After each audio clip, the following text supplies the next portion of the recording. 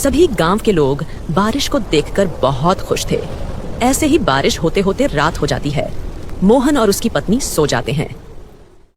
अगले दिन जब मोहन उठता है तो देखता है कि बारिश अभी भी पड़ रही है। जब मोहन घर के बाहर देखता है तो उसे दिखता है कि सड़कों पर पानी भर चुका है। मोहन अपनी पत्नी से कहता है, अरे मीरा, देखो बाहर तो बहुत तेज बारिश हो रही है। लगता है पूरी रात बारिश नहीं रुकी है। सड़कें नदी में बदल गई हैं। अगर ऐसे ही बारिश होती रही तो पानी हमारे घर में आना शुरू हो जाएगा। हमारा सारा सामान खराब हो जाएगा। पता नहीं ये बारिश कब रुकेगी। अगर ऐसा ही चलता रहा तो सारा गांव डूब जाएगा और हो सकता है कि हमारी फसल भी खराब हो जाए। मोहन ज्यादा बारिश की वजह से चिंता में आ जाता है और कहता है, मीरा, मैं बाहर जाकर देखता हूँ, शायद रामू और श्याम को खेतों के बारे में कुछ पता हो। मोहन घर से श्याम और रामू के घर की ओर निकल पड़ता है। वो दोनों भी उसे घर के बाहर ही खड़े हुए दिखते हैं। अरे भाइयों, ये बारिश तो रुकने का नाम ही नहीं ले रही है। हाँ, अगर ये बारिश ऐसे ही होती रही तो हमारे गांव में तो बाढ़ आ जाएगी। मेरे घर के आगे की सड़क तो नदी बन गई है। अगर बारिश और हुई तो पानी घर के अंदर चला जाएगा। चलो, हमें खेत पर जाकर देखना चाहिए, कहीं खेतों को कोई नुकसान ना हुआ हो। तीनों बारिश में अपने खेतों की ओर निकल पड़ते हैं। चलते चलते जहां तक उनकी नजर जा रही थी वहां तक पानी ही पानी था। जब वो खेत पर पहुंचे तो उन्होंने देखा कि फसल को अभी तक तो कोई नुकसान नहीं पहुंचा है। अच्छा हुआ भाइयों, फसल को कुछ नुकसान नहीं पहुंचा है। अगर फसल खराब हो जाती तो हम बर्बाद हो जाते। चलो, अच्छी बात है। बारिश से हम परेशान हैं, लेकिन खेतों और बगीचों को तो पानी मिल ही रहा है। इतनी बारिश से खेतों को कोई नुकसान नहीं होगा। हाँ, और हो सकता है बारिश अब रुक भी जाए। चलो अब जल्दी से घर चलते हैं। तीनों घर जाने के लिए निकल पड़ते हैं। तभी रास्ते में बारिश अचानक बड़े तूफान का रूप ले लेती है। बारिश और तेजी से होने लगती है। तीनों एक पेड़ के नीचे रुक जाते हैं। अरे, ये बारिश तो तूफान में बदल गई। अब तो बारिश और तेज हो गई है। अब क्या होगा? अब तो लगता है पानी हमारे घरों में घुस जाएगा। हमारे घरों का क्या होगा?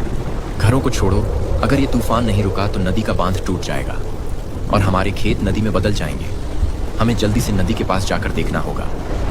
तीनों नदी के पास जाने के लिए निकल पड़ते हैं।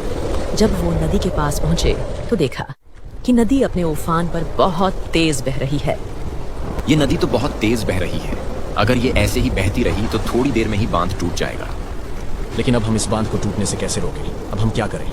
हमें मिट्टी के कट्टे बांध के ऊपर लगाने होंगे ताकि ये बांध मजबूत हो सके। चलो जल्दी जल्दी ये कट्टे इस बांध के ऊपर लगाओ। तीनों मिट्टी के कट्टों से बांध को मजबूत करने में लग जाते हैं, लेकिन थोड़ी ही देर में भारी तूफान उनकी सारी कोशिशों को नाकाम कर देता है। नदी का तेज बहाव बांध को तोड़ देता है और सारा पानी खेतों और गांव में भर जाता है। जिस बारिश को देखकर गांव वाले खुश हो रहे थे, वही बारिश उनके दुख का कारण बन गई। तीनों जब अपने खेत पर पहुंचते हैं तो देखते हैं कि सारी फसल बर्बाद हो गई है। ये क्या, हमारे खेतों में तो पानी भर गया। हमारी सारी फसल बर्बाद हो गई। अब हम क्या करेंगे? ये फसल ही तो हमारी रोजी रोटी थी। अब हम क्या खाएंगे? फसल बेचकर ही तो हमारा गुजारा होता है। हर साल हमारे खेतों में इतनी अच्छी फसल होती है, लेकिन इस साल पता नहीं ऐसा क्यों हुआ। तीनों दुखी मन से अपने अपने घर वापस चले जाते हैं। फसल के बर्बाद हो जाने से मोहन बहुत चिंतित हो जाता है। वो अपनी पत्नी से कहता है, मीरा, हमारी इस बार की सारी फसल बर्बाद हो गई। इतनी भारी तूफानी बारिश होने की वजह से नदी का बांध टूट गया और हमारे खेतों की सारी फसल बर्बाद हो गई। जिस बारिश को देखकर हम खुश हो रहे थे, वही बारिश हमारे ऊपर मुसीबत का तूफान बन के बरस पड़ी। कोई बात नहीं, अब जो होना था वो तो हो गया। हम अब इसमें क्या कर सकते हैं? जो होता है अच्छे के लिए ही होता है। मैं, रामू और श्याम, हम तीनों मिलकर कल पैसों का कुछ न कुछ इंतजाम जरूर करेंगे। बस आज ये तूफान की रात कैसे भी करके बीत जाए। जैसे तैसे वो रात बीत जाती है। अगली सुबह तूफान भी खत्म हो जाता है। अरे मीरा, मैं रामू और श्याम के घर जा रहा हूँ। उन्हें साथ लेकर मैं पैसों का इंतजाम करने निकल जाऊंगा। मोहन रामू और श्याम के घर की ओर निकल पड़ता है। जब मोहन उनके घर पहुंचता है तो वो दोनों उसे घर के बाहर खड़े मिलते हैं। आओ मोहन आओ, हम तुम्हारा ही इंतजार कर रहे थे। मैं पैसों का इंतजाम करने जा रहा था तो मैंने सोचा तुम लोगों का भी काफी नुकसान हो गया है, तो तुम्हें भी साथ ले चलूं।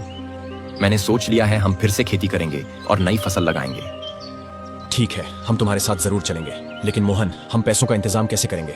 हम मदन सेठ से कुछ समय के लिए पैसे उधार ले लेते हैं। जब हमारी फसल कट जाएगी तो उसे बेचकर हम पैसे वापस दे देंगे। सही कहा, चलो हम मदन सेठ के पास चलते हैं। तीनों मदन सेठ के घर जाने के लिए निकल पड़ते हैं। सेठ जी, आप तो जानते ही हैं, इस साल तूफान की वजह से नदी का बांध टूट गया, जिसकी वजह से हमारे खेतों को भारी नुकसान पहुंचा है।